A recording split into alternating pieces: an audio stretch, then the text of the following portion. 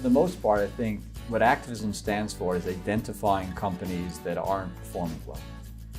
If companies did well and did the jobs correctly and were responsive and keeping on top of things to the best of their ability, there'd be no need for activism. Activism is not a desire to torture anyone. It's identifying underperforming companies and trying to drive change when the company isn't addressing it.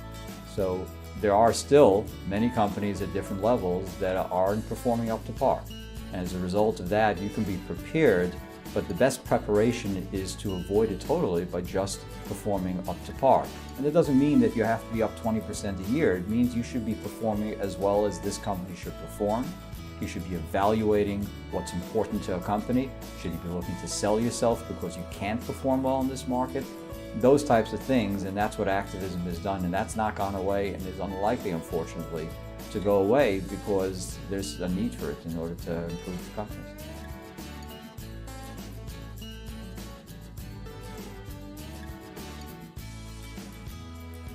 In 2016, we were involved in a number of what I'll call mega or super mega cap company type campaigns, Procter & Gamble being one of them.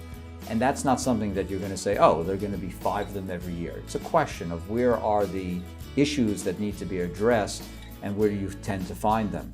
So I think the appetite is there because there are underperforming companies. And of course, people like returns, but they're not uncorrelated. If companies perform well, then you go and you put your money in a different strategy.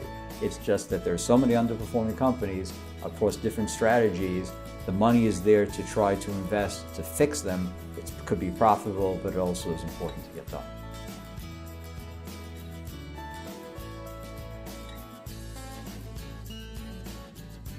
This is a question where you're going to see the perspective that I come from.